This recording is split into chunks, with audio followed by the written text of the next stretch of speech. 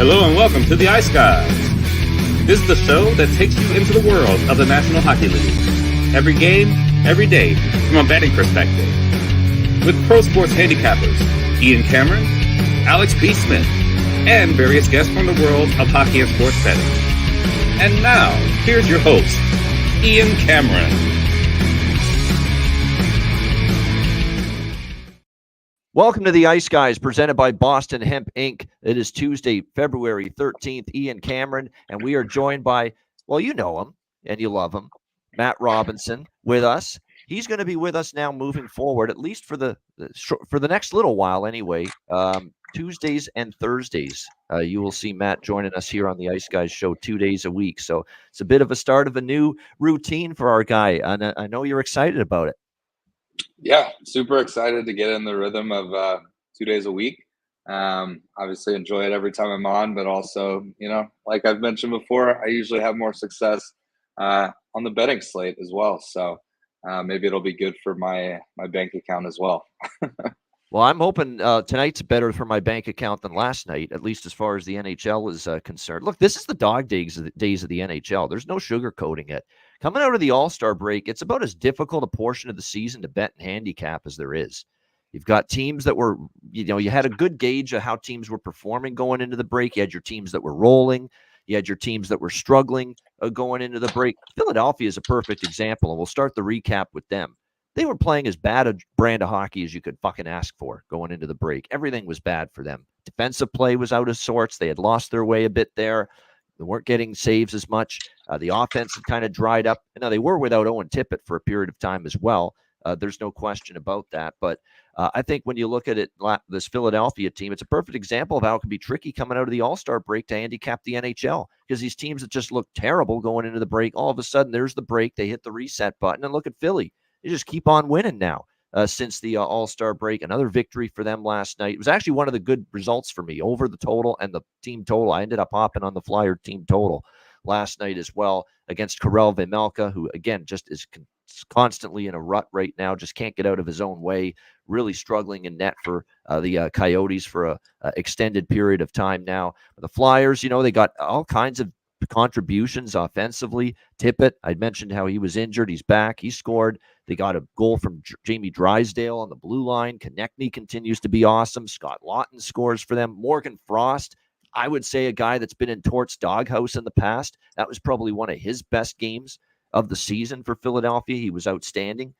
So credit to the Flyers, unblemished since the All-Star break, as they win once again last night by a score of 5-3 over the Arizona Coyotes. And a late puck line best bet cash for Brett on the show yesterday as well, with Flyers -1.5. So he went homer. He's his attachment to the Flyers is equivalent to Matt's attachment to the Dallas Stars. It's hard for him not to want to back his team in some way, but he was rewarded for doing so last night, Brett, with the Flyers on the puck line as they get it done against Arizona. The Rangers, 2-0 shutout against Calgary. I don't want to hear this nonsense that, 2-0 game, it must have been boring. It couldn't be further from the truth. It was a phenomenal hockey game. It was terrific goaltending, both sides. Shesterkin in a win was outstanding, but even in a loss, Jacob Markstrom was phenomenal. He made just a series of saves. You could have put probably 5 of his saves last night in like saves of the week, saves of the month video highlight reel. That's how good Markstrom was last night. So for him not to pick up the win, definitely kind of a tough luck loss there for Calgary. But credit to the Rangers. Here is another team that has used the All-Star break, to really galvanize themselves. The Rangers have played well since the break. They get another win, 2-0 last night. New Jersey with a 3-1 win against Seattle, a team that has not played great coming out of the break. They've dropped 2 straight out of the break against the Flyers and the Devils. New Jersey, a nice win for them, 3-1. Nico Dawes was very solid. Very interesting comments, by the way, from Jack Hughes in his post-game on-ice interview after the game, saying when you get a few saves, it makes life a lot easier. I think he was talking in generalities. I really do. But at the end of the day, it kind of makes me think, was he kind of throwing a little shot there, a little jab, shots fired at Vitek Vanacek with that comment? Saying, hey, Nico Dawes gave us some saves tonight. Maybe the other guy's not giving us those same saves. But I just found that pretty pretty interesting. That was the quote he decided to go with last night, Mr. Hughes, following that 3-1 win for New Jersey. And then the other game last night, look, I was very surprised by this, but let's credit the Minnesota Wild. 5-3 over the Vegas Golden Knights, a team that's been dominating them over the years. They were very opportunistic. I thought Vegas got themselves into penalty trouble early in that game, and Minnesota capitalized, and it seemed like Vegas never really found their footing from that point on. And Minnesota capitalized, a couple of mistakes with the puck. Aiden Hill, not one of his better games, and put it all together in a really nice road win for the Minnesota Wild. They're 5 points out. I know our resident fan, Terry Edelman, who loves this Wild, was all saying, what a statement win. Well, calm down with the statement win, okay? Statement win was Minnesota Timberwolves last night, because they're actually going to be in the playoffs. They're actually going to be in, a position where they're going to be in the mix to win the Western Conference with, battling the likes of the Nuggets and the Clippers and a bunch of really good teams. Thunder, don't forget about them. Minnesota may not even make the playoffs still. So this notion that was some kind of big statement win, I don't get it. Was it a good win? Yes. Was it an impressive win? Yes. But statement win, you got to make the playoffs first for it to be a statement win. They may not even still make the playoffs. It was a very good win, a needed win, an impressive win for sure, but statement win, come on. We can't go that far with it as far as I'm concerned. You got to make the playoffs still, and you got a lot of teams you got to leapfrog still if you're the Minnesota Wild to get into that discussion as far as the playoffs go. I will say this in a positive for Minnesota. This Brock Faber kid is something else. I mean, another assist last night. We talked about it on the show. It's just like automatic right now that his assist props keep on cashing game in and game out. Another great game from him. They got something special there. And what is he tied? Connor Bedard now for points, rookie points as a rookie in the NHL this season. Now, granted, Bedard's been out for a long period of time, and Bedard, by the way, could be back next week. He's back on the ice again for Chicago, but nevertheless, Brock Faber, outstanding, and he's really been someone that's given this Minnesota team a little bit of a jolt, a little bit of a spark with his play from the blue line. Maddie, what do you got? Any thoughts on the 4 games last night? Yeah, to be honest, I know you mentioned it, but I also had a pretty tough day. Obviously had a horrible Saturday last week, as I mentioned on the betcast. It's been a slow week, but for whatever reason, one of my main betting avenues, it kind of resets on Tuesdays. So I'm thinking it's a new slate. I'm on the show. I feel good about things moving into tomorrow. I was hoping for some early goals, which didn't happen. I had the first period over in that Devils Seattle game. I had the actual over in the Rangers Flames game, which obviously missed. My only redeeming play of the night was that I panic mode at the end of the night and took the over 5.5 on the Wild Vegas game, which obviously hit pretty easy. So that, saved me a little bit there at the end. But yeah, tough. As you mentioned, coming off the break, it seems like teams are playing different. Maybe there's a few less power plays happening. Definitely haven't seen the goals the last few days and really since the break ended. So hopefully that turns around tonight. Tuesdays have traditionally been solid goal nights, similar to Thursday and Saturday, just with big slates. So hopefully we get some good luck tonight. Yeah, it's a great card, 11 games. There's certainly good opportunities, and you just hope good results follow it. I'm still up on the season. I'm profitable in the NHL, but I'm telling you what, it's getting to the point now where, we got to put some good days together because that profit pile is dwindling a little bit. Still up on the season, but yeah, we need to put some good runs together. Basketball's been phenomenal for me. It's actually been even stronger. It's outperforming NHL right now, full disclosure for me right now. NBA's been awesome. College basketball, man, like 38 units already in CBB for me. Unbelievable season. Now, a lot of that was early. Like I was just November, December, early in the season when I don't think the odds makers have as good a feel for the teams. I was really, really locked in at that time. It's been more up and down lately, but still it's been a really, really good season. Yeah, I mean, we're all in that boat right now. We're just grinding through. We're trying to muddle through, this tricky portion of the NHL season right now, post All-Star break. But the good news is I legitimately do like this card. I think there's a lot of good opportunities here in this one. No, we'll never transform into the hardwood guys, Ice X. Fuck that. That's not happening. Hockey and football are my first loves. Yeah, hockey and football are my first loves. Hey, we're talking to someone from Texas where 90% of that state is more interested in basketball and football than hockey, but not this guy. So I know he agrees with me there. Facts. Yeah. Especially like through high school sports, like football it's the same as Minnesota high school hockey is the Oh, yeah. equivalent of Texas Friday night football. Texas high school football. I mean, that's like places are packed, right? Every Friday night. Oh yeah. And especially it's even wilder in the smaller towns. Like the whole town shuts down. Where I'm from in Plano, there's a lot going on there. You're close to Dallas, there's professional sports, all this stuff. So once you're out of high school, you kind of move on. But some of those small towns, you can be in your 40s, that's what you do on Friday nights is, you go to the diner and then you go to the football game. So definitely pretty wild down there. Yeah, no question about it. But like I said, we've got a great slate coming up here on this Tuesday. So we're going to get into it. It's 11 games deep, and we will begin with the Colorado Avalanche taking on the Washington Capitals. This road trip from hell continues and I say that because they haven't been any good on this road trip so far, the Avalanche. Minus 190, road favorites, 6 the total here in this game. Look, after what I've seen from the Avs the last few games, especially after what I saw against Florida, I'm like, man, we may have to just leave this team alone until they get back home, before we're ready to, maybe trust them or expect an A-level performance from this team. And they do still have one more game on this road trip. After this, they go to Tampa Bay on Thursday night to face the Lightning. And then finally they get back home to Ball Arena in Denver to host Arizona on Sunday night. But it has been a very difficult road trip. They have played 4 games out of the break, 0-4 in those games. Rangers, Devils, Hurricanes, Panthers, and a 4-0 shutout as well to the loss to the Panthers in that game. But when I look at this situation here, is Colorado really going to go 0-5 on this road trip?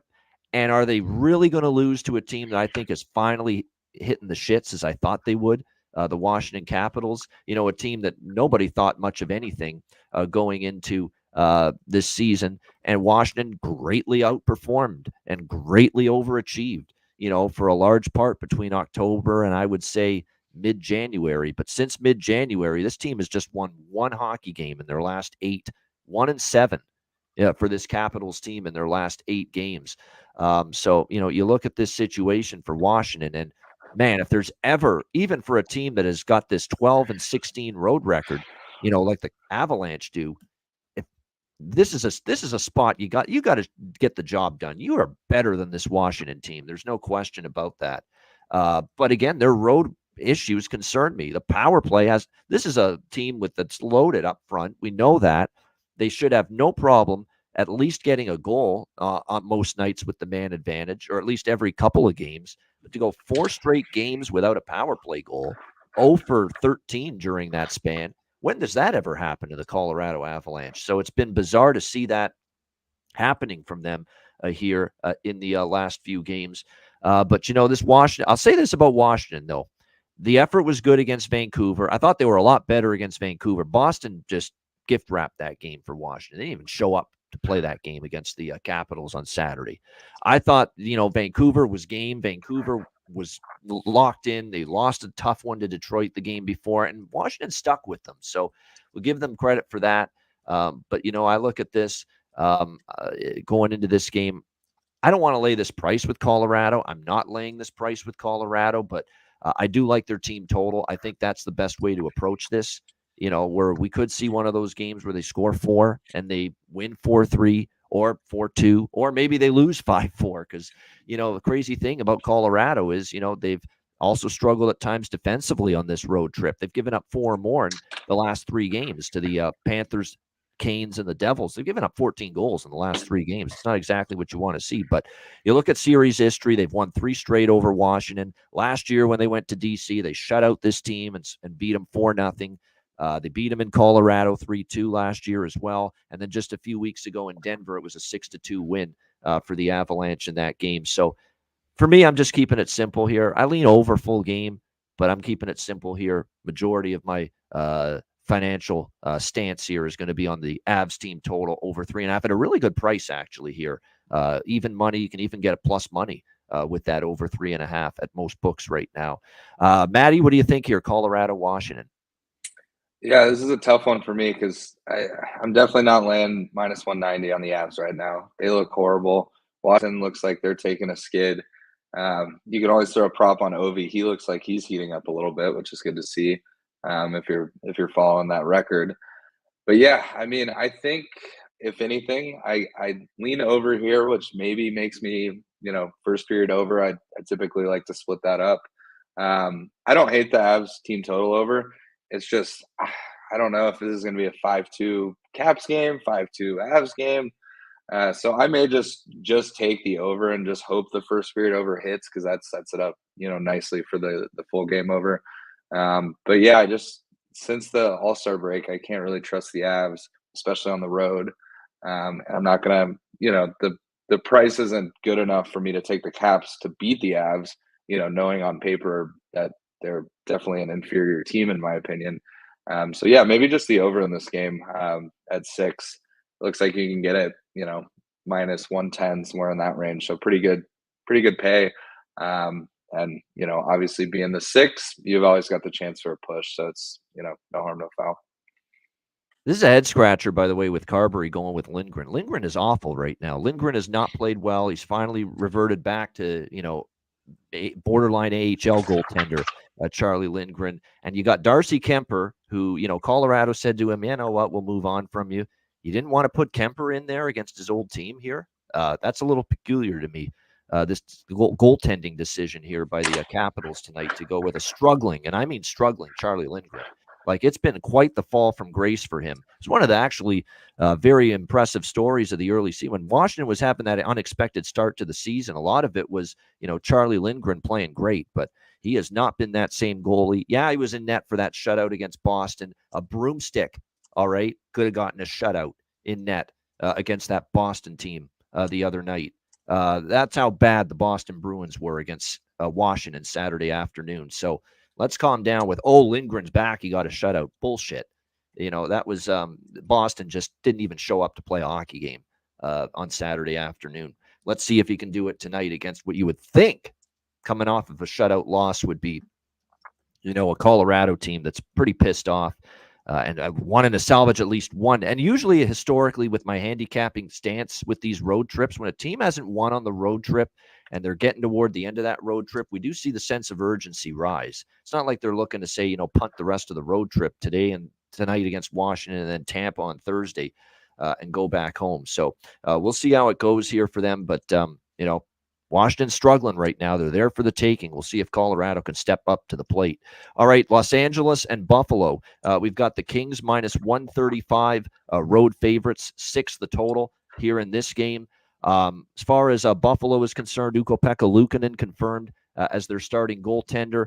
A Sabres team that, trying to put a streak together, but I don't know if this team's got it in them to do that. With the inconsistency we've seen all year from them. Their first 2 games out of the break, they lose to Maddie's Dallas Stars 2-1. Ottinger, though, saved the day, if you remember, in that game against the Stars there. I mean, Buffalo outplayed the Stars, but, it ended up being a situation where Ottinger was just immense in that game. And then, of course, they lose to St. Louis in the ABC Saturday game, 3-1 at home against the Blues. The injuries, there's some key ones here. Samuelson on the blue line, Jack Quinn still out, and now Owen Power also out for the Buffalo Sabres as well, week to week with a hand injury. So that's not going to make matters any easier right now for the Sabres. Meanwhile, we've got LA, and we wanted to see that enthusiasm. We wanted to see that coach bump.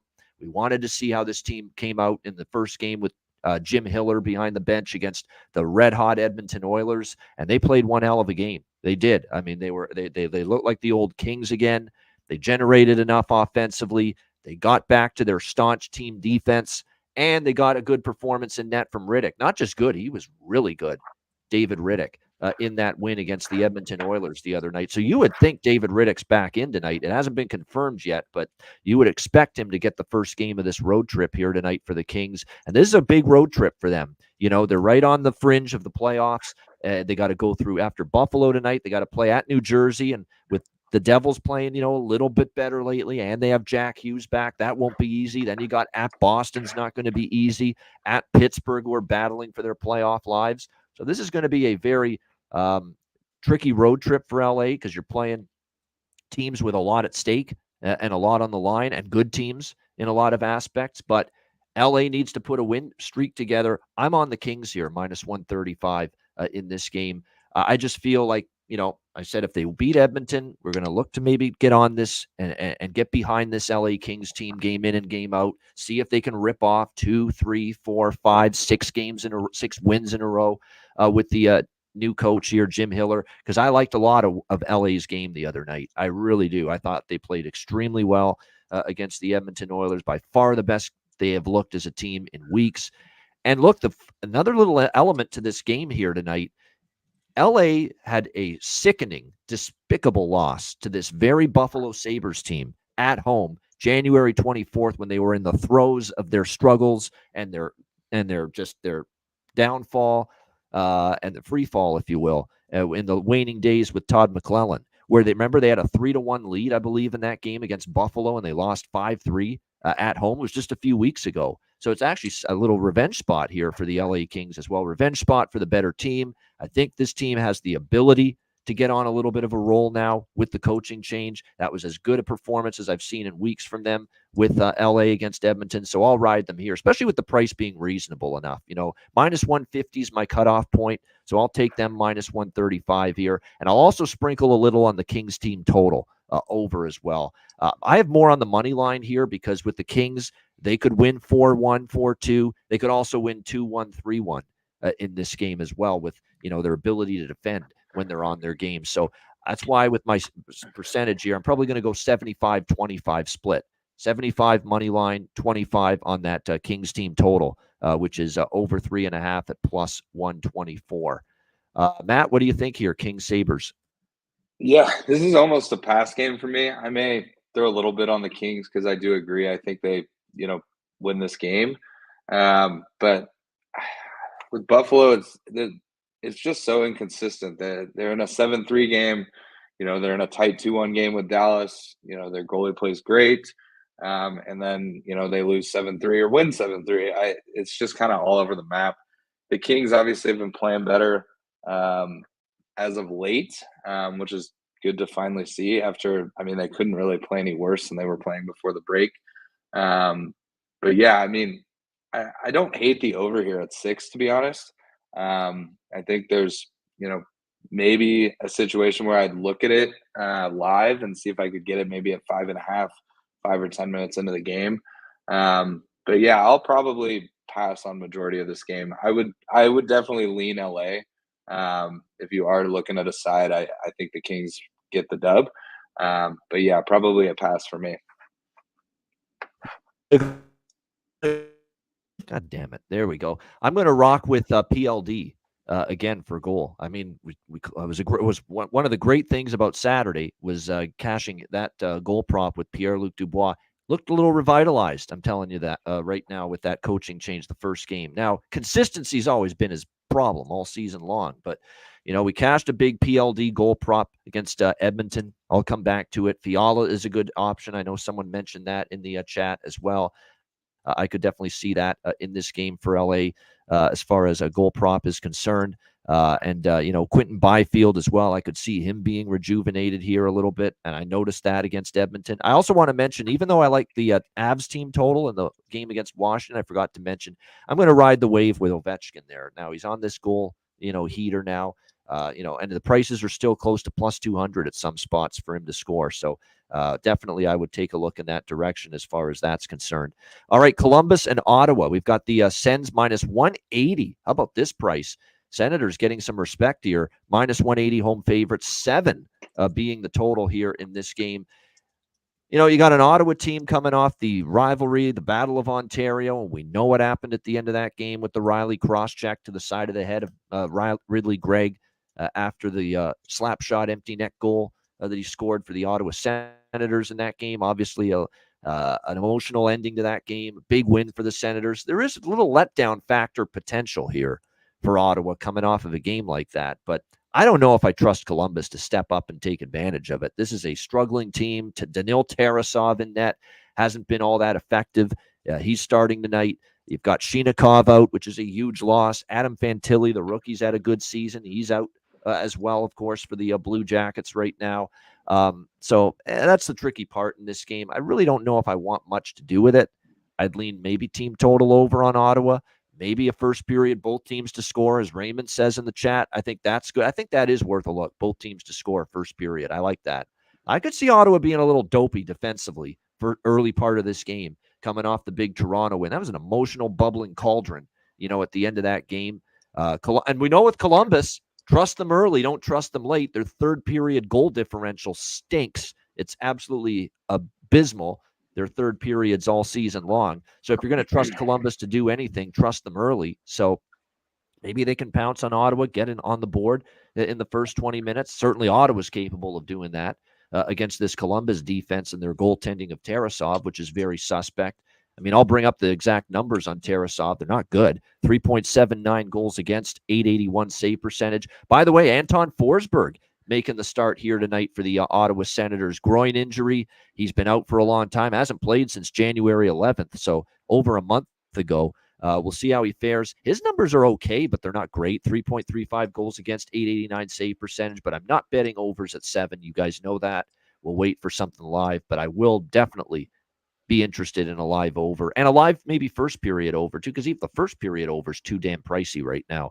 That's the problem. And so you're going to have to wait for something a little bit better in game right now as far as both of those are, as far as the first period over and the full game over. Like first period over is minus 180. I'm not laying that price, and I'm definitely not taking over 7. So this is going to be live betting, Alex B. Smith approach, if you will, for me with the first period and or full game over. I do like both teams to score in this game, and maybe I get involved, but maybe the Sens team total over, but that's it. I definitely don't want to lay minus 180 with Ottawa coming off the spot with them, with that Toronto game. But they're playing well. 3 wins in a row.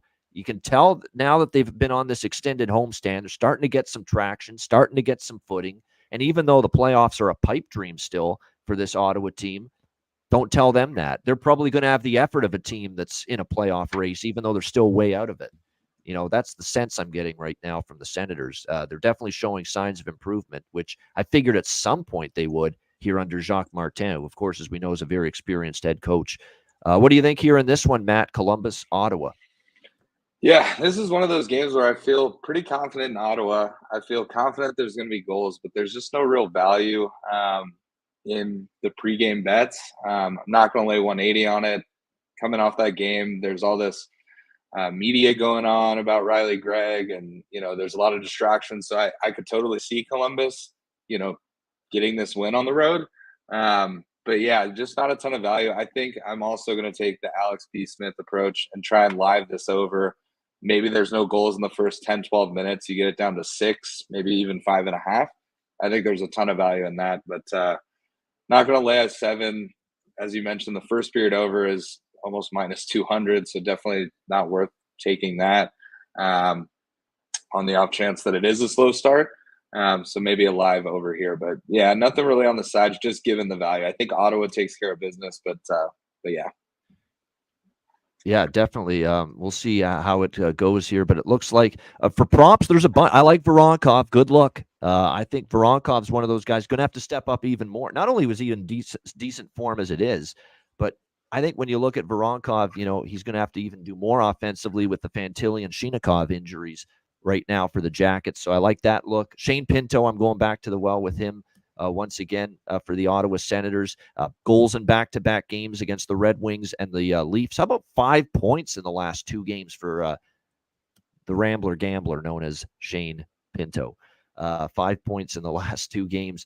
Maybe an over 1.5 points with Pinto. Why not? Multi-point games in 2 straight for him at this point in time. So, yeah, Pinto is where it's at right now. He's been heating up big time for the Ottawa Senators. I think my favorite bet in this game would be that first period, both teams to score. I really think we got a chance to see 1-1. Remember, this is going to be the first period of game action for Anton Forsberg and net for Ottawa in over a month. Is he really going to put up a brick wall, be on top of his game, be a razor sharp right on top of his game at the absolute best early in the game? I'm not so sure. And Columbus scores goals early, and their best play has always been first period, second period, and they get worse, as the game goes on. So that first period, both teams to score, I do like that quite a bit. All right, Anaheim and Montreal. We've got Montreal minus 115, home favorites in this game, 6.5 being the total. This is a tricky one. I mean, Anaheim, how many more times does Anaheim have to, hurt me before I learn my lesson? Well, I was going to bet any team against Edmonton in that spot. Edmonton coming off the history snapping loss. History snapping loss at the potential streak there that they were going for. They were looking for history. Anaheim right now, if you're going to bet the Ducks, because this defense and goaltending of theirs is a fucking crapshoot right now. You don't know what you're going to get night in and night out from it. And right now it looks like John Gibson is day-to-day, so there's a potential we see Lukas Dostal in net here tonight. Lower body injury right now for Gibson. He had to leave the Edmonton game because of that. Dostal had to finish. Dostal's expected, but it's not confirmed. It's going to be Caden Primo getting the nod tonight for the Montreal Canadiens in this game. He's another one where you never know what you're going to get one game to the next here with Caden Primo. Because he gave up 5 goals the last start he made at Ottawa.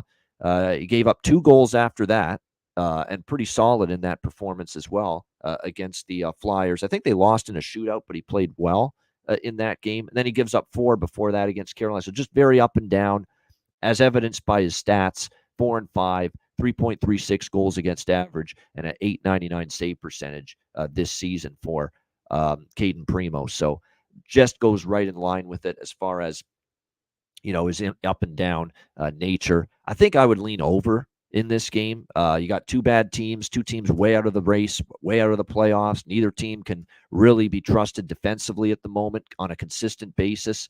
Obviously, with the Montreal Canadiens, they just gave up a 7-spot Super Bowl Sunday afternoon on home ice to the St. Louis Blues.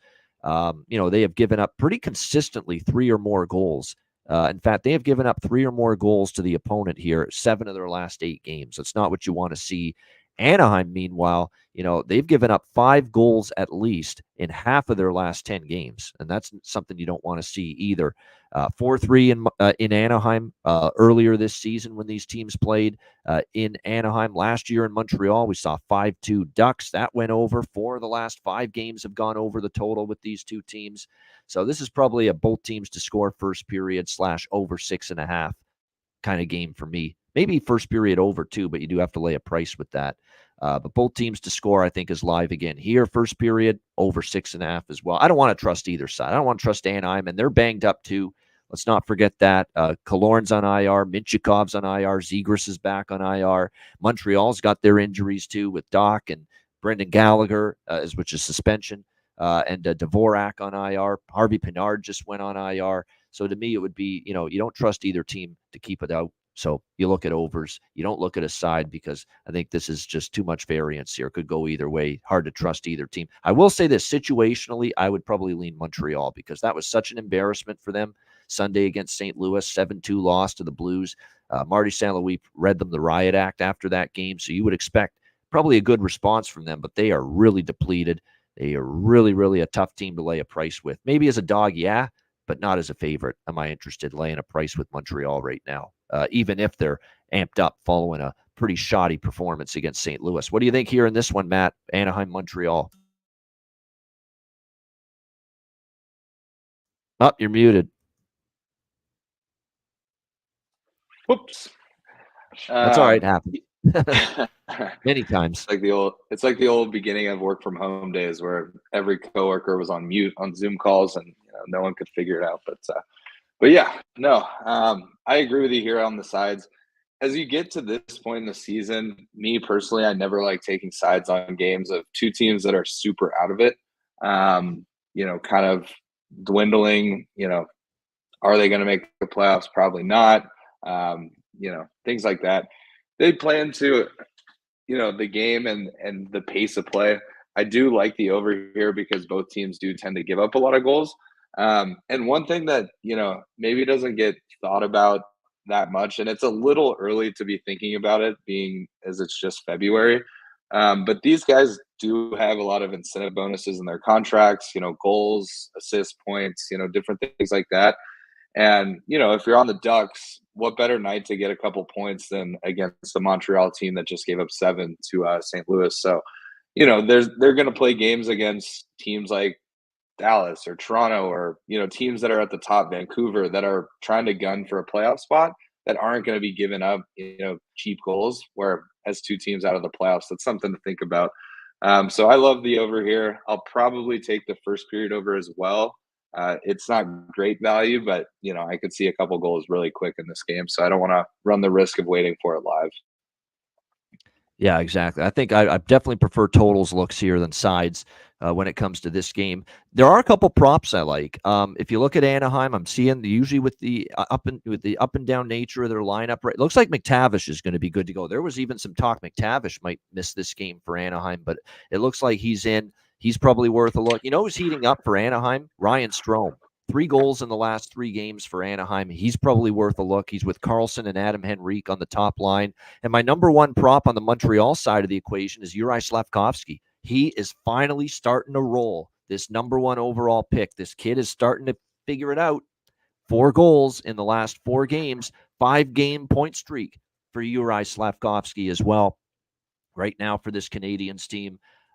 Absolutely outstanding value right now with the props on him right now. And look, he's playing with good players too, and he's been now with Suzuki and Caulfield on that top line long enough that he's finally getting that chemistry rolling with them. Took long enough, took a lot of time for it to finally get rolling, but it finally is right now for Juraj Slavkovsky. Right now for the Montreal Canadiens. Good to see it as well for him because long overdue for him to start looking like that number 1 overall pick.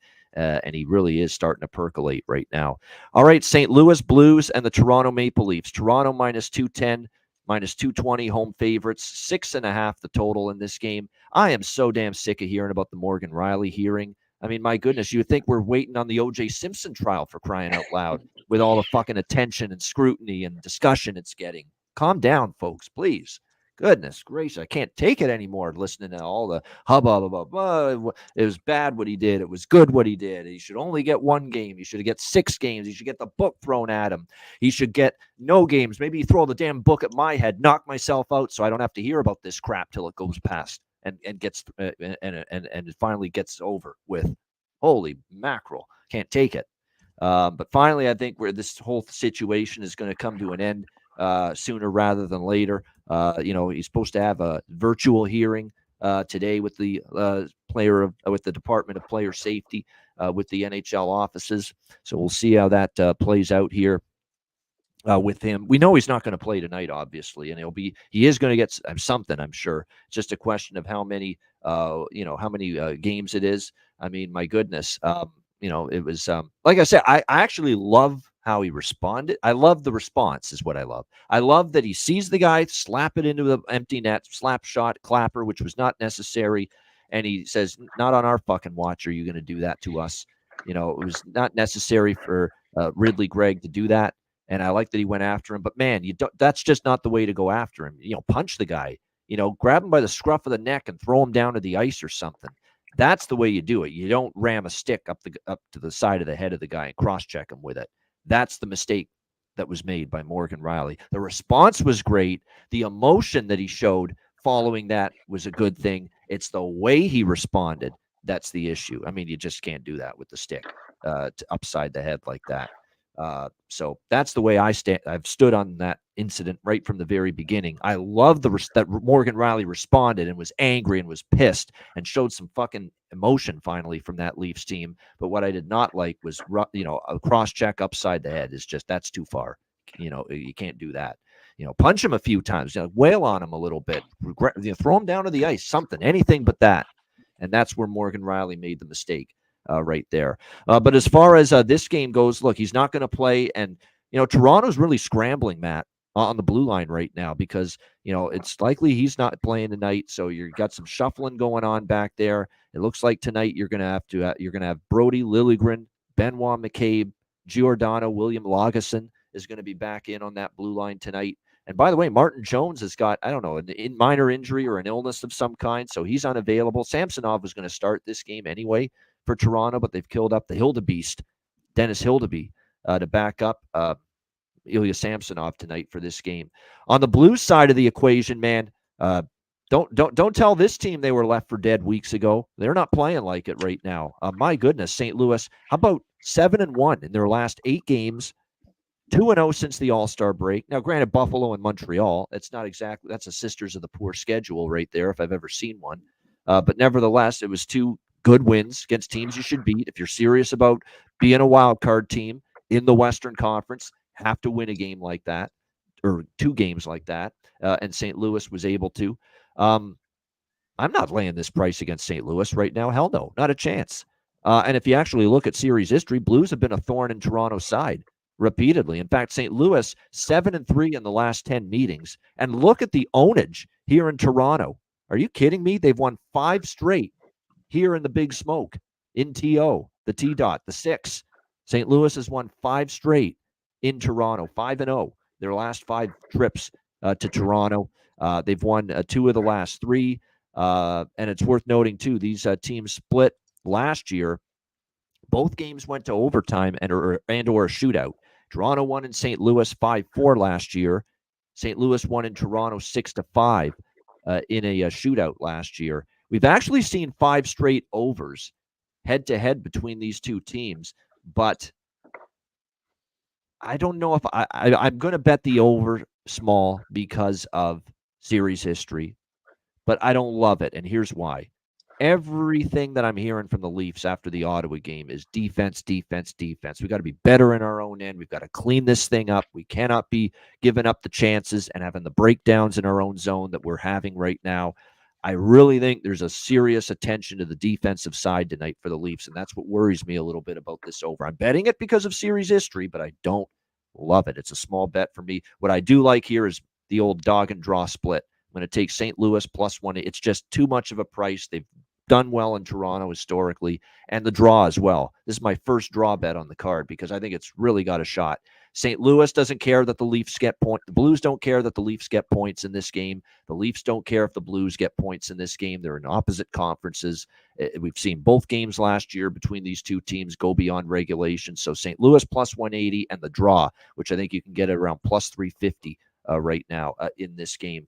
Dog and draw split here. Blues and draw. A little bit on the over 6.5 here as well in this one. What do you think here, Matt? Blues, Leafs. That's an interesting take on the draw. I especially given the fact that they're in different conferences. That's always something I think about. Who gives a shit if they get 1 point on the other end, not affecting us in the playoffs or anything like that.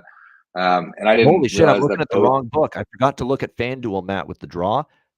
FanDuel's got it at +400. Holy, that's a great price. Wow. And they both went to overtime last year. So both St. Louis, Toronto games last year. Yep. Went to overtime or a shootout. Yep. Definitely worth a sprinkle. And I like the over. I know you're not completely sold on it. It's more series history, but I could see this being a 3-3 game. Toronto's starting to heat up offensively a little bit. Their big guns have scored in the last couple games, but they're going to give up a couple goals, no doubt. So, especially given how St. Louis has played, I would be shocked if this is like a 1-1 game going to overtime. I think it'll be more like a 3-3, 4-4 type game. I'm seeing on some books you can get 6 at like -140. If you're nervous about it, you can always take that instead of the 6.5. But I like the 6.5 here. Don't really like either side just from a value perspective. I mean, Toronto at home, not laying 220 on them.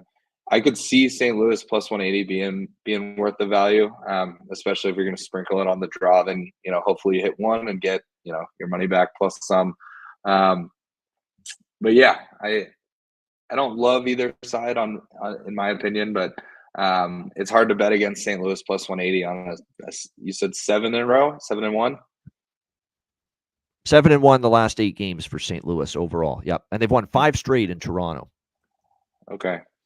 Yep. Yeah, I mean Okay to it's hard pass, to my not friend. It's take. okay. Yeah. It's hard to not take plus 180. Yeah. Given how they're playing. But I do think Toronto will sort of rally around Riley in a sense. I am You know, worried about they that a little bit, that the win one for the Gipper type of mindset takes hold here for the yeah, Leafs. He's getting and if suspended. He's getting, but they love what they saw from him and step up the first game without him. Although it's funny, Alan Stat, it's true. I remember when he was out last year, everyone thought, wow, what a huge hole that is on the blue line without Morgan Riley. And look at the record without him, 14-2-1 for the Leafs last year without Morgan Riley. I think some of that's a little random. Some of that's a little sure, happenstance. yeah, It's not like, oh, Morgan Riley, we don't need that guy. He's an for overrated sure, defenseman. Of course not. And he's having his best season, I think, in years right now for the Leafs. But it's just an odd stat. I agree. It's an odd stat. It's not a sign of maybe things to come without him. I wouldn't say, 14-2-1 last year without Morgan Riley. They're going to rip off a bunch of wins for as long as he's suspended here for these next few games. I think you got to be careful if you fall into that mindset. yeah, and I think it's looking like he's going to get. I'm seeing 5, 6.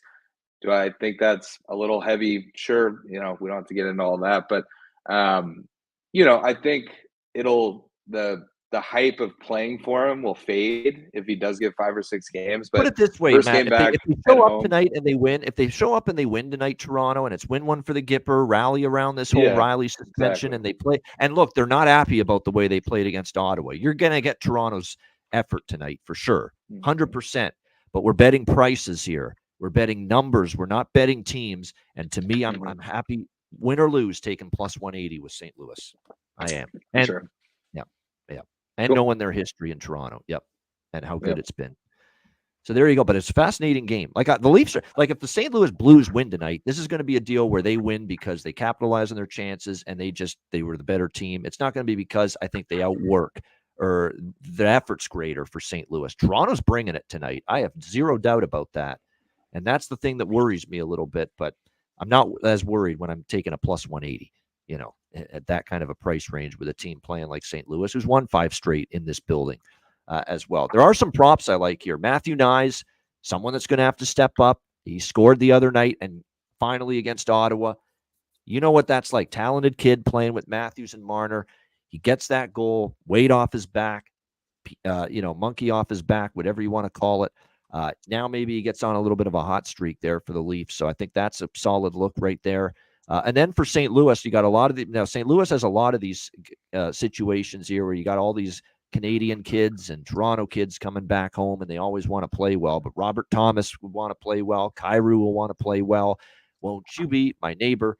We're gonna we took him against Montreal the other night. Jake Neighbors, man, is he heating up again for the St. Louis Blues right now? No question about that. So definitely some good options there. Nyes on the Toronto side is probably my favorite, and then on St. Louis, Kyrou, Robert Thomas, and of course Jake Neighbors, who has just been terrific lately. Again, he's really he had a little bit of a cold streak briefly, but he's on the beam again for the St. Louis Blues of late. All right, Tampa Bay and Boston.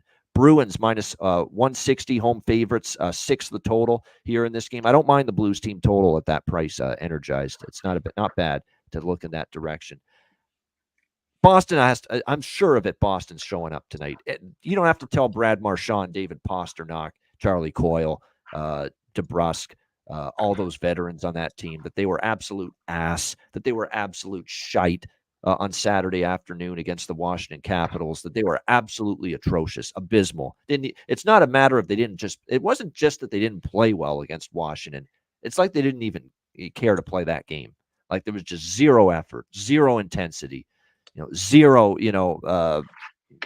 care it felt to win and play an NHL hockey game on Saturday afternoon. That's what it looked like. That's how bad they were. They couldn't even string a damn tape-to-tape pass together at any point in that game on Saturday afternoon. That is how awful it was. Just nothing. And they could barely gain the red line. They could barely gain entry into the offensive zone against Washington on Saturday afternoon. So you got to think after a game that absolutely putrid that the Boston Bruins respond the right way here And Tampa Bay still stinks on the road. I mean, that's just what it is. I mean, they lose to the Rangers, they lose to the Islanders, they beat the Jackets. Okay, they beat the Jackets, big whoop. You know, who cares? I mean, it's a game you should have won against Columbus. Boston does respond here, and I think they respond early. I like first period puck line here on Boston. And I don't like minus 160. I don't love that price. I don't want anything to do with that, but I will take Boston first period puck line minus a half plus 165. I like the first period over in this game. That's the one thing about Boston games lately. I mean, prior to the Washington game, that is, but we've seen some first period overs. This kind of has that feel to it. Remember when they looked so awful against Calgary last week at home, first game after the break? And then they had Vancouver rolling in, and we were hoping for a Boston response, and they came out and they jumped on Vancouver and led 2-0 in the first period. That's what this kind of feels like to me. They pounced, because I could see a 2-0 type of first period here for the Boston Bruins tonight in this game. Then maybe Tampa gets themselves back into the game gradually as it goes on, but I do think Boston comes out strong because they know they laid an absolute egg, an absolute freaking dud on Saturday afternoon of epic proportions against the Washington Capitals. So Bruins puck line, first period, minus a half, plus 165, and also first period over for me. Those two looks. I don't love the full game over as much. I don't.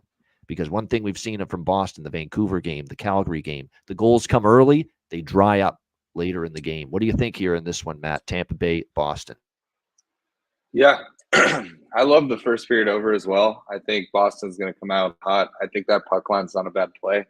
My little brother wanted me to mention that his best bet is actually the game over. Just given this, the last two games this season, there's been 10 goals and 9 goals scored That's in true. each of those games. That would be Ryan Robinson, by the way, for those of you wondering. Yep. Yeah, he texted me this morning. He actually texted me last night. It was at 6.5. I was like, I don't know if I love it at 6.5. Tampa's too wishy-washy on the road, but I could get behind it at that 6 price. As you mentioned, I think Boston comes out strong, maybe scores a couple early, maybe Tampa gets on the power play in the second. Next thing you know, it's 3-2. You've always got the empty net chance. Maybe someone scores in third, things like that. So don't particularly want to lay 160 in case that Boston's last game was a reflection of how they're going to play for a little bit. I don't think that's the case, but I just, I don't want to lay 160 knowing how bad they played this weekend. But I do think they come out strong. So I think the first period puck line's a great play. I'll definitely be on the first period over, and then I'll probably sprinkle the game over as well, since Ryan thinks it's best bet in the night. Well, there you go. Ryan Robinson, best bet. And he's not even on the show today. Over over the 6 here with and there are 6s out there right now. Plenty of them. Mm-hmm. So make sure you shop around if you like the over, because there's 6 at multiple. This open 6.5 in most books, but we have seen some under money here. Like I say, I like the goals early. I definitely favor the first period over. I'd like that a lot more than I like the full game over in this game, and the Boston first period puck line as well. In this one, 7-2, by the way, for the Bruins. Their last 9 against the Lightning, 4 straight home wins in Boston for the Bruins over the Lightning as well. And like I say, after that Washington game, you don't have to. Jim Montgomery will not have to tell this team how much better they have to be tonight compared to the Washington game. They know that was just a complete and utter no-show for them against the Capitals on Saturday afternoon. So looking forward to that one. Prop-wise in that game, when you look at the Bruins right now, Heinen is not a bad look. Heinen's been noticeable lately there, Cuban, for the Bruins. So, I definitely don't mind that, no question. I'm looking toward Frederick probably tonight, because Frederick and Zacha more than anything on that second line for the Bruins. And then for Tampa Bay, if I'm going to look at one individual right now for them, probably would be Nick Paul, second line, with where he is in the lineup. Obviously, right now, a lot of the damage is being done by their top players, but Nick Paul does interest me at least a little bit here. All right, Seattle Kraken and the New York Islanders. Next up here, we've got the Islanders minus 160 home favorites in this game, 5.5 being the total here with the Kraken. And the Islanders. Should be interesting to see how this one plays out. But I'll tell you what, right now, Matt, it's not the right time to be trusting Seattle at the moment. They're going through some struggles. They didn't play that great going into the All-Star break either. And coming out of the break, they've gone 0-2 losses to the Flyers and the Devils coming out of the break. Now you're on a back-to-back situation as well after the loss in New Jersey last night. So not an easy situation there. Now the good news is, and John Massey has mentioned this many times, the Devils / Islanders / Rangers back-to-backs are not that taxing at all. So it's a little bit better situation here. But I have to only look Islanders here. Not at this price. I actually did bet them overnight when I believe the price still was below minus 150 briefly. Now I would look at a Islanders -1. Islanders, probably Islanders regulation and or -1, depending on which one you prefer. And I would probably look at an Islanders team total over as well. In fact, I think if you're going to bet the Islanders now, the best value is that team total over for the Islanders. It's 3.5 at +130. It's a great price. And I know this is a team that we know sometimes at times can struggle to find the back of the net. But I definitely think tonight with likely Philip Grubauer in net, hasn't been confirmed, but I'm sure it's going to be him. He'll finally return. It's back-to-back. They need to give Decor a rest. Ilya Sorokin, by the way, in net. And you've got the Islanders coming off kind of a dud of their own against Calgary in their last game on Saturday, where they didn't really play all that well Saturday afternoon against the Calgary Flames. And this is a team that needs to respond after a defeat because their playoff hopes are hanging by a thread right now. So they need to respond following that 5-2 loss to the Flames. They get a bit of a tired Seattle team rolling in here. If you're a little bit unsure of the 3.5, just like I mentioned yesterday with the Philadelphia team total, BetMGM has over 3 -145 for the New York Islanders team total. I think that's the one I'll bet because I want the security of the 3 with that team total for the New York Islanders. So Islanders over 3 for me, -145. Probably a smaller sprinkle on the -1 in the regulation as well. I just think it's a tough ask for Seattle. They're not playing great. Islanders need wins. Islanders were playing well before that Calgary game. Let's not forget they beat Toronto last week in a very impressive fashion. And then they won after that as well. They're against the I'm trying to think who they beat. Oh, yeah, I think it was Colorado. I think. I'm trying to remember. But, it's no, it was Tampa. Tampa 6-2 right after that. So they were playing well before Calgary upended them on Saturday. So, Islanders going to split small between -1 and reg and plus that over 3 team total on the Islanders tonight. What do you think here in this one, Matt? Seattle, New York Islanders. Yeah, I'm going to keep it simple and just stick to the system play of over 5.5. I think Seattle's any 5.5 you're betting over. That's right. Yeah, and there's a few exceptions out there on occasion. I don't like betting it if Hellebuck's in net and there's a slow scoring team on the other end, things like that. But I think Seattle's going to try and bounce back. It's not really like a back-to-back that's deals with travel or anything like that. It's just probably taking the train or bus across town. So don't think that'll be a huge factor. If anything, it might help them that they're still on the East Coast. I know that first game of the East Coast road trip is always tough for Seattle, Vancouver, teams like that. I like the over here. I think the Islanders can score a few goals, especially if Grubauer is announced. If Decor is announced, then I get a little weary and maybe try and live it at 5. But as long as Grubauer's in, I'm just going to take the over here. I would lean towards the Islanders, but I don't think it's worth the -160. Seattle coming off a loss, maybe they bounce back. Don't want to risk it with that price, but definitely not going to bet on Seattle either, just given how they've been playing lately. So if Grubauer's in over 5.5, it's really the only bet I'll take in this game. All right, good stuff there. All right, as Matt Barzal props too, I like. Go back to the well with him. I know Saturday was a tough day for him in the offense, but if the offense is going to do something right now, it looks like more than not, it's going to go through Barzal.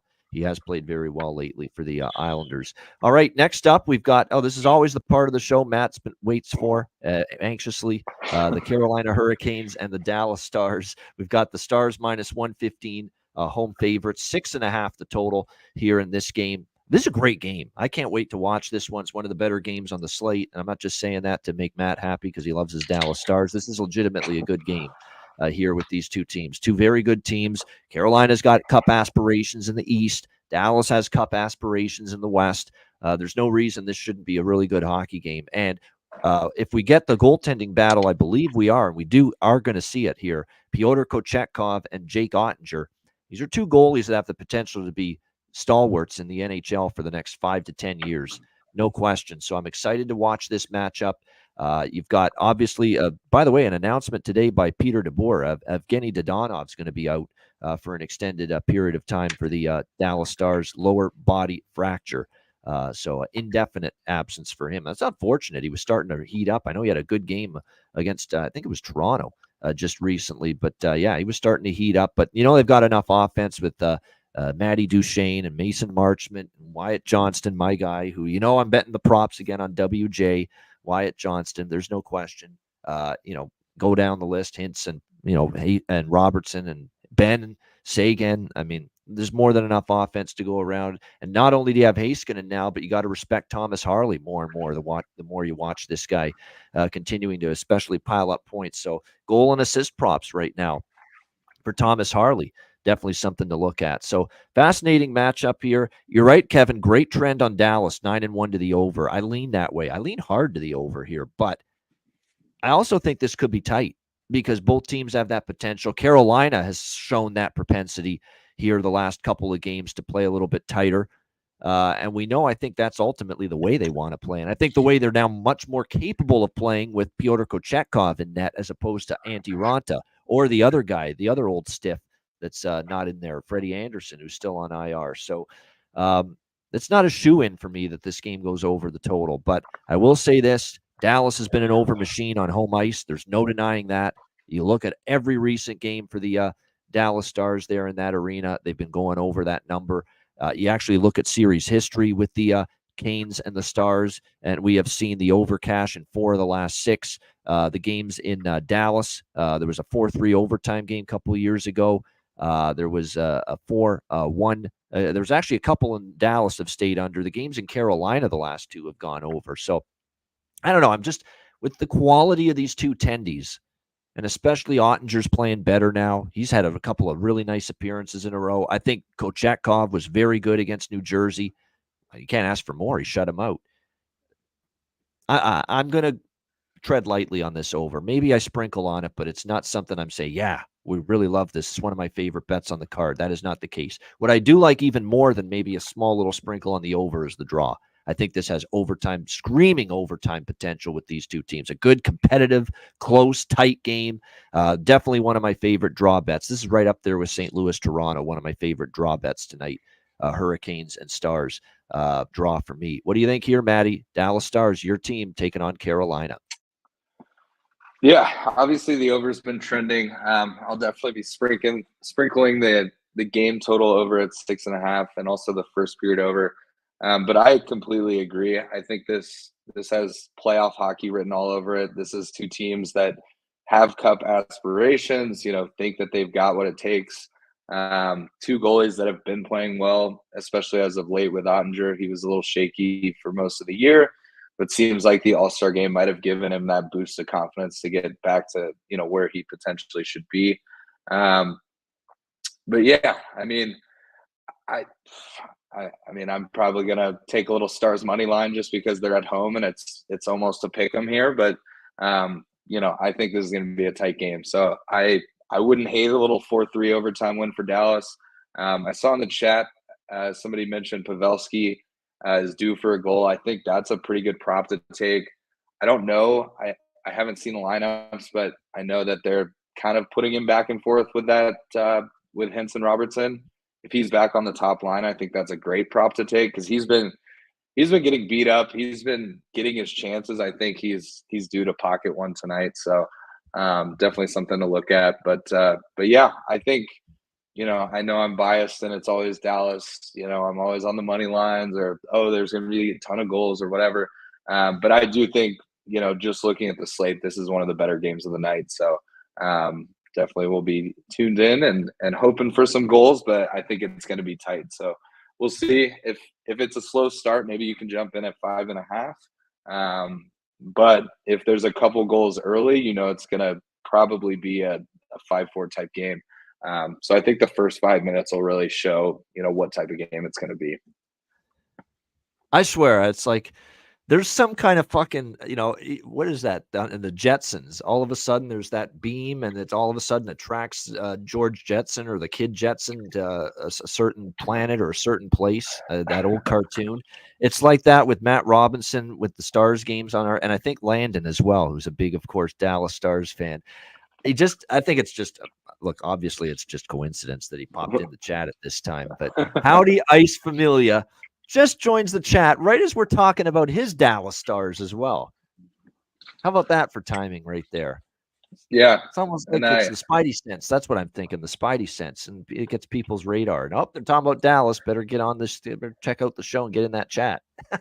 Yeah, no doubt. Yeah. And Yeah. what's up to Lando? He's always on the Betcast with us, repping the Dallas Stars. So, but yeah, I tend to do the same thing when I'm not on the show, but you guys are talking about Dallas, and it's generally because I'll have the show playing like through my speaker, and I'll be doing stuff around the house, and then I hear the Dallas come up, and I'm like, got to throw in my bets, gotta let them know what I'm thinking. So, definitely see it happen quite a bit. Yeah, John, I'm feeling it could go under, even though, I feel this game like it could. The goaltending number, like they just look like they're getting better goaltending with Kochetkov. Not a shock, obviously, compared to Ronta or Anderson, and of course Ottinger. Look, he kind of up and down all year, but last few games I've seen Ottinger. He's looked the part again. Of the Jake we think could be an absolute beast come playoff time for this Dallas Stars team. No question about that. Yeah, definitely. Of course, Lando. Just a coincidence. I know. Of course. I'm being funny. I'm joking when I say you tuned in just because we're talking Dallas. All right, next up, New Jersey and Nashville. Nashville minus 130, home favorite, 6.5, the total in this game. I mean, big-time situational advantage for Nashville here. Rested team, staying at home. New Jersey on a back-to-back here after a win against Seattle last night. So big-time advantage for the Preds as far as that's concerned.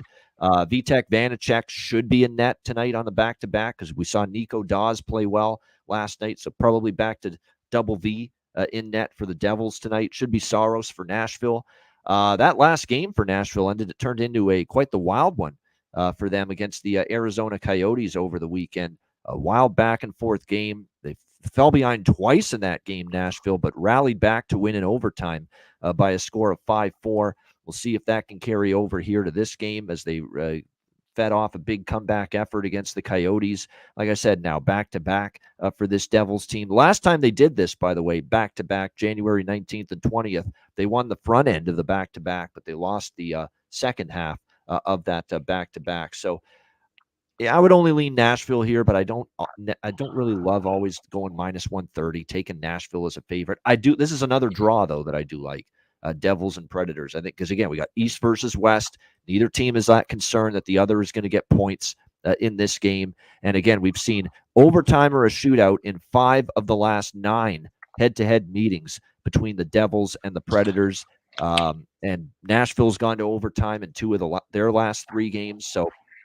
Very simple for me. Nothing but the draw here with this one, Devils and Predators. Matt, what do you think here? Devils, Preds. Yeah, it looks like last matchup they had was 6-4. Obviously, some scoring power.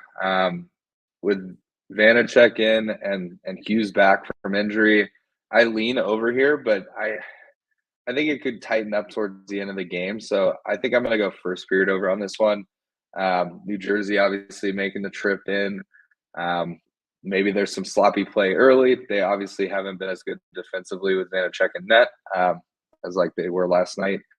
5 straight losses on the back-to-back. Wow. Yeah, I mean, I knew it wasn't good. I know the last one they lost, so I knew it wasn't good. I didn't know it was 5 straight on the back-to-back. Good stat, good info there, Kevin. Yeah, and I mean, I would lean Nashville as well. Maybe you take them in regulation if you feel pretty confident. If you're not going with a draw, obviously you don't want to contradict your bets, but I could see it being a draw game. I could see it being like 2-2 at the end of the game. So yeah, I'm gonna keep it pretty basic and just maybe take that first period over. Hope to see Nashville come out hard, being at home, and then maybe New Jersey gives up 2. Maybe they fight back and score one late. I think it's. I think I was looking at both PKs are pretty bad. So if you get a couple power plays in that first period, I think it's very likely you get 2 goals. So that'll probably be my only play here. If you like the draw, obviously take the draw. But if you like a side, I would take Nashville in regulation, get a little better odds. Yeah. Yeah. Given those back-to-back numbers for New Jersey, I'm not on it. I don't want New Jersey tonight. It would be Predators or nothing. But Predators are a weird team to me. It seems like I don't back them a lot, Matt, but it seems like when I do, that's the time they don't show up. That's the time they shit the bed. So I don't really want to be dealing with that too much. As far as props, Tommy Novak's eaten up again for Nashville. 4 points in the last 3 games, including a goal for them. As far as New Jersey goes, I would say Dawson Mercer. He just continues to find ways to make an impact. Palat still on the top line. If that's the case, I'd maybe look in that direction as well for the Devils. But those are a couple of the props that pique my interest there. All right, we're down to 2 games left for this monster Tuesday night slate. Vancouver and Chicago. We've got the Canucks minus 290. Road favorites here in the Windy City, 5.5 the total. I don't utter this word very much on this show, but I'm going to utter it here. Pass. Nothing for me. Honestly, nothing. Nothing for me on this game. How I feel about this Vancouver team. I think they're legit. I think they're going to be a factor in the Western Conference. They're a legit Stanley Cup contender right now. But right now, when I look at this game here tonight, Canucks Blackhawks, it's with this road trips grinding on. They've played a lot of games now. Detroit, Washington on the back-to-back on the weekend. Now you're playing Chicago tonight, and all Chicago does is work their fucking bag off every single night, even though they can't put a puck in the ocean right now as a hockey team. They definitely have a strong defensive-minded work ethic night in and night out for Luke Richardson, and it keeps them in games. But it's one of those deals where this is not a spot I'm interested in Vancouver, laying this kind of a number as this road trip grinds on. And I believe for Vancouver, they finally go home after this. And look, the last time they played here in Chicago, back in December, 4-3 for Vancouver. They had to work for it, against this Chicago Blackhawks team. And then Vancouver beat Chicago 2-0 back at home in Vancouver a couple weeks ago. Again, with this Blackhawks team, they have the major rest advantage, 3 days off since they lost in overtime to the New York Rangers. I could see some people maybe interested in a draw here. I could see it. We did see Washington took Vancouver to overtime on Super Bowl Sunday. So maybe that's potential. So if I were to throw out something here that maybe I could recommend, I don't know if I'll bet it, but slightly into the draw. Nothing really other than that. There is a prop I like for this game, though, and I'll mention it in a few moments. So actually, I'm not totally passing, but I'm passing on the side in total. Is what I mean, just to be specific. What do you think here, Matt? Vancouver, Chicago? Yeah, there's just not really any value in this game, at least on the start, on either of the sides or the total. Maybe you take the total here and hope that Chicago can score a couple goals, but I just am not that confident in that at this time. I think, if anything, if you want a little value played, maybe you take Chicago money line here and hope they get it done. They're still NHL players. They're still going to win some games between now and the end of the season. How often it happens is probably not too often, but yeah, I think if anything, you play that. It's not worth taking Vancouver even on the puck line spread, because then if there's a late goal, you lose, and it's not even plus money. So I'll probably stay off this game completely. Maybe if you're feeling it right before puck drop, you take the first period over. Hope there's a couple quick ones. Maybe Vancouver comes out hot. But yeah, overall, don't really like anything in this game. Yeah, it's a tricky one. There are a couple props, though. If you're going to bet anyone for Chicago, you're going to bet Nick Foligno and or Jason Dickinson, of course, is who I'm talking about. I mean, those are the ones that are really the two of the only ones that are scoring right now for the Chicago Blackhawks. And on the flip side for Vancouver, look, if you are a Patreon member, and you damn well should be, it's only $10 per month. You get all, and we'll talk about it more later in the show, and we promo Patreon as we always do. But if you are a Patreon member, on Super Bowl Sunday, when I posted the card, you would have at least seen that I was on a bargain bin special for that Sunday slate that ended up cashing. Nils Höglander. And here he is starting to heat up again for the Vancouver Canucks. And I'm going back to the well with Mr. Höglander tonight, plus 460 at Patano. Suter, who Cuban mentioned in the chat, around plus 300 is worth a look, I think, too. as well in this game. Yeah, that's true. Yeah, you parlay Jason Dickinson. That's a good one, Alan. And Niels Hoglander, you got the Dick and Hog parlay. That's a good one, Alan. They'll have to, yeah, Jason Dickinson and Niels Hoglander, the Dick and Hog parlay right there. If you put those two together to score a goal tonight, that's a good one there. But yeah, definitely Niels Hoglander. We're going to go back to that well for sure. There we go. Hashtag Hog Dick. There we go. As Matt puts in our chat. Yeah, we'll get that. We'll get that trending on Twitter X with that. That's pretty good, Alan. Bravo. Well done. You're working overtime coming up with that one. All right, next up, final game of this Tuesday card. Pretty good game too. I'm interested. I'm intrigued by this because the Edmonton Oilers are red hot. What are they? 17-2, although they're coming off that loss to LA, playing the Kings' first game with the coaching change.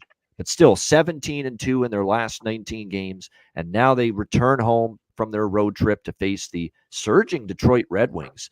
We've got Edmonton minus 220 home favorites in this game, and the total currently sitting at 6.5, shaded to the over in this game. I like both teams to score first period in this game. I definitely think that's a good look. Lean to the first period over. And look, for the longest time, the Edmonton Oilers have been this defensive stalwart, this under machine, which is now what? 9-1 to the under for the Oilers in their last 10 games. The one over was that Anaheim game, 5-3 on Friday night. I get that. But I think there's going to be some defensive regression for Edmonton at some point. At some point, you're going to see. You're not going to give up 2 goals or less every damn game. It's just not going to happen. And suddenly we see Anaheim scores 3 against them. They give up more than the 2 they've been usually giving up. They give up 4, obviously, in the loss to the LA Kings on Saturday night. You know, there's going to be some 3 goals to, although one of them was an empty netter when the streak got snapped. You know, you're going to see some leveling off defensively. They're not the 90s Devils that, you know, they're going to play this shutdown defense every single night against every team they play. Look, they're definitely improved defensively compared to early in the season, no question, but they're not going to keep every team they play 2 goals or less. It's just not going to happen. And you look at Detroit here, 3 of their last 4 they've won. They've won their first game back from the All-Star break against a very good Vancouver team, came back from a 3-1 deficit in the third period to tie it, and then win it in overtime on a Jake Wallman penalty shot. He did busted out the gritty again, by the way, with the Selly for that overtime goal the other night in that 4-3 win against Vancouver.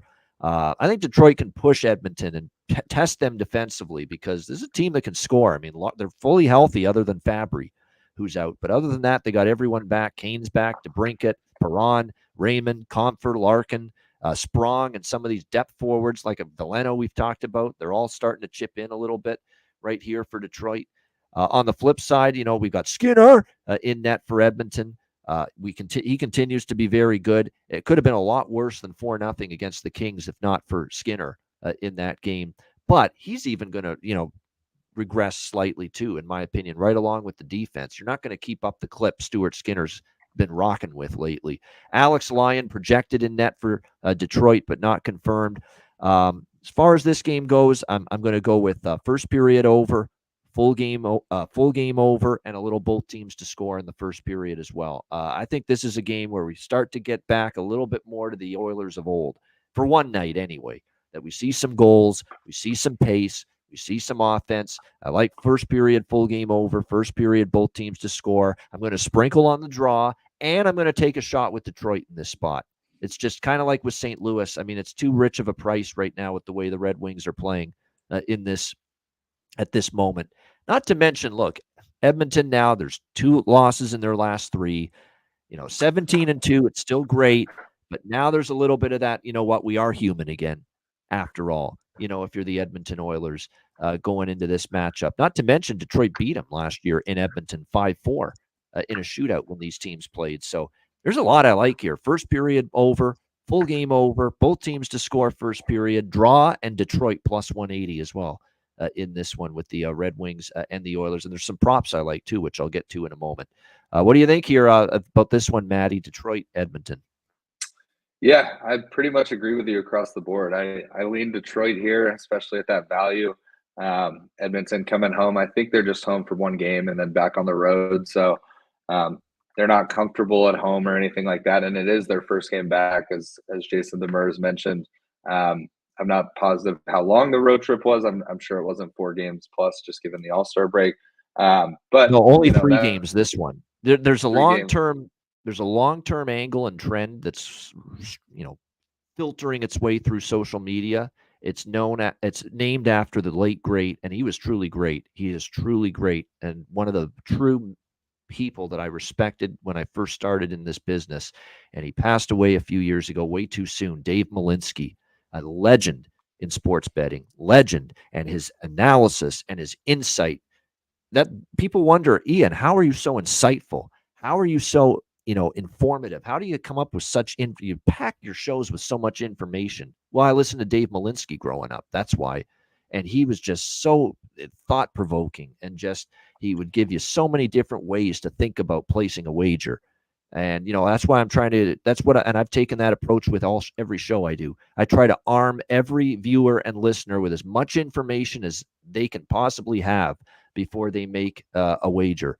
And that's kind of what I try to pattern myself off of. And one of the things that's been termed is the Dave Malinsky special, the Malinsky special, where teams that coming home after a 4-game road trip or more are usually a bet against. And the long-term results for betting against a home team off a 4-game road trip or longer, it's usually very good. NHL and NBA in particular is where this works pretty well. Unfortunately for Edmonton tonight, it was only a 3-game road trip that they had. But still, it's a tricky spot. Gotcha. You have that 3-game West Coast trip, and then you have the 1-game home. And you're right, Matt. They're going back on the road for 3 after this against St. Louis, Dallas, and Arizona. So this is a bit of a weird scheduling spot. I agree for Edmonton. Yeah, and so I mean, again, if the value wasn't there, I think this could go either way, but I just think at plus 180, it's worth at least throwing a bit on Detroit. I do think it's going to be a fast-paced game. I think there will be goals early and often, so I'm also going to jump on the first period over and game over. I could definitely see both teams to score, but yeah, I pretty much align with everything you mentioned. Probably won't go draw here. I just think it'll either be Edmonton comes out strong and plays well and wins, 5-2 type game, or I think Detroit just rolls them and it's, same sort of thing the other way. I don't imagine it being too tight, but I mean, with both teams being able to score offensively, you never know. It could be a 3-3, 4-4 type game. So I'll probably stay off the draw, but I'm on Detroit first period over and game total over.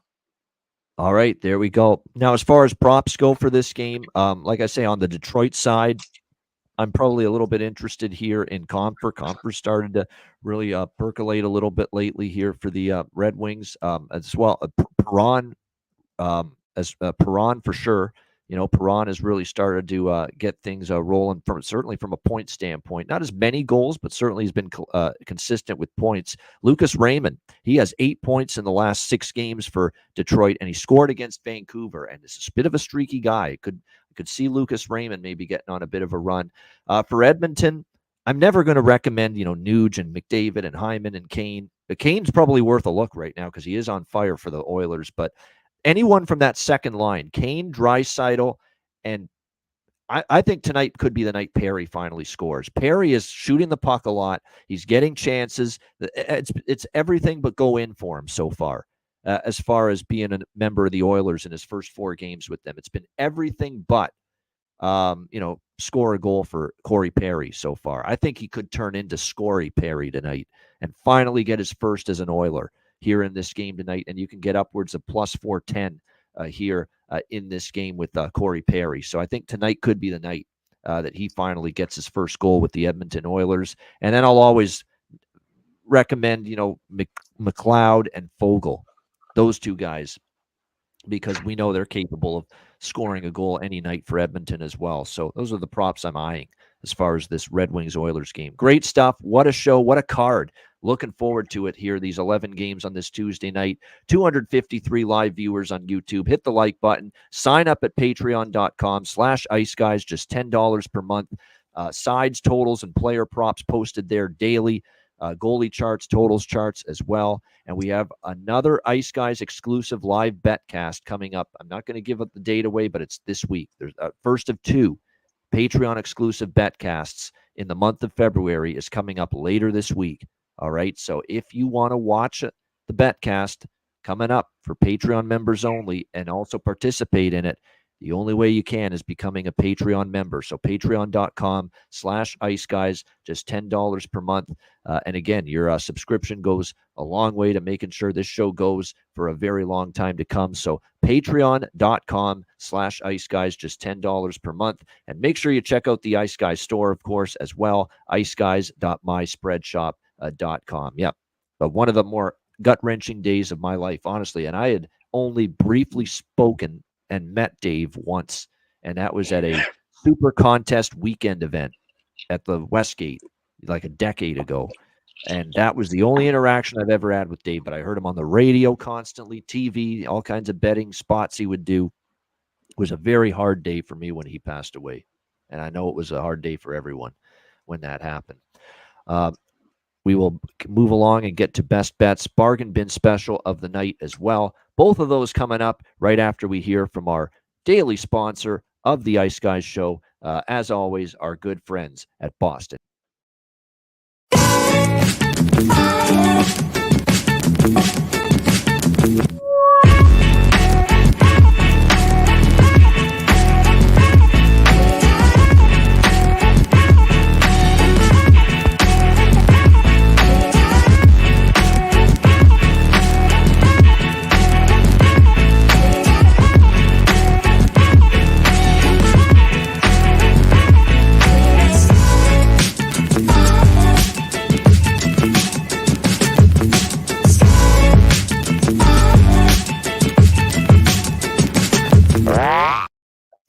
All right, Boston MPIG, make sure you check them out and use promo code ICEGUYS to get any of their quality products for 20% off using promo code ICEGUYS over at bostonhempinc.com. All right, it is time for Bargain Bin Special of the night.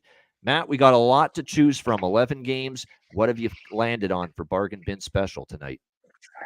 Yeah, so my bargain bin, I'm taking a couple signs, Boston Hemp being one of them. You'll get the joke here in a second. I am taking it to Dallas at the AAC, but I'm going a little different than what some may suspect. I'm going Stefan Nason anytime goal, and I got in at plus 420, which Boston Hemp on the show, 420. Everyone knows the connection. It was assigned to me, so Stefan Nason anytime goal at home. I've got a couple buddies that will be there on his behalf, so I'm sure he wants to score for some of the boys back from Dallas, and yeah, I think. Very likely he pockets one tonight. There you go. Stefan Nason. And Matt's told me before, it's almost like a kismet or just, it's meant to be that he scores a goal anytime his Carolina team's playing when Matt's on the show. So we'll see if that continues tonight with Stefan Nason plus 420 for the Carolina Hurricanes for his bargain bin special of the night. There's a lot of decent choices here for me for tonight. Matthew Nyes I was tempted by for Toronto after getting off the schneid the other night. That was a real strong consideration for me as far as bargain bin special for this slate. But and Höglander I had the other day. I don't want to use him again. I think tonight's the night for Corey Perry. I'm going to go with him. He's had a boatload of chance. If you've been watching Edmonton, he's been all over the net, all over the front of the net without actually scoring. He's had chances. He's had shots on goal. He's had high danger looks, and the puck has just not yet gone in for Corey Perry. I think tonight could be that night against Detroit to get his first goal with the Edmonton Oilers. The price is right, plus 410, Corey Perry and Edmonton Oilers for my bargain bin special of the night for this Tuesday card. All right, best bets. Matt, we'll start with you. What do you like for best bet? Yeah, I'm going to keep it pretty consistent. It's been pretty good luck for me in the past. I think it's one of the best games of the night, so I think a lot of people will be tuning in. I think it may get tight as the game goes on, but I'm going to take the Stars Carolina first period over. Traditionally, even when Ottinger's in and playing well, the Stars are not immune to giving up a quick goal. But I think they're also going to try and score one early coming back from the road trip. They got 2 of 3. Probably would have liked to not give up those 2 quick ones in Toronto, but I think it's going to be a big game. I think they know it's at stake, and they're going to try and both teams are going to try and play well. So first period over in the Stars Carolina game at the AAC. That's my best bet. There we go. Carolina Dallas, first period over for Matt Robinson. His best bet here for this Tuesday NHL card. Again, you get a pretty good price with that. My best bet for this card. This tells you I'm not biased. I don't bet with my heart. To hell with that. We're here to try to profit.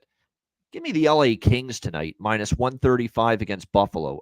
This team is, I think, poised for a little bit of a run here after the coaching change. Buffalo is, again, scuffling, battling injury. LA lost at home to Buffalo. There's an axe to grind. Nobody's scared of playing in Buffalo these days with the crowd or lack thereof. LA starts this road trip focused, and it's not one of these deals where they're let down after an Edmonton win. No, I think that actually fuels a little bit of a run here for this Kings team. I love the way they played against Edmonton. Let's go with the Kings. The price is cheap enough for me. Los Angeles Kings minus 135 against the Buffalo Sabres for my best bet here for this Tuesday NHL card. That'll wrap up this edition of the Ice Guys. Thanks to everyone for joining us. Hit the like button on the way out. A reminder, the Ice Guys is live 7 days a week, Monday to Friday, 2 p.m. Eastern, Saturday and Sunday, noon Eastern. If you can't watch the show live, download the Ice Guys podcast in audio form on all major podcast platforms: Google Podcasts, Apple Podcasts, Spotify, Stitcher, iHeartRadio, Amazon Music, and more. Download the Ice Guys podcast when you can't watch the show live. For Matt Robinson, I'm Ian Cameron. Have a great Tuesday night. Enjoy the games and good luck, and we will be back with you tomorrow on Wednesday for another edition of the Ice Guys.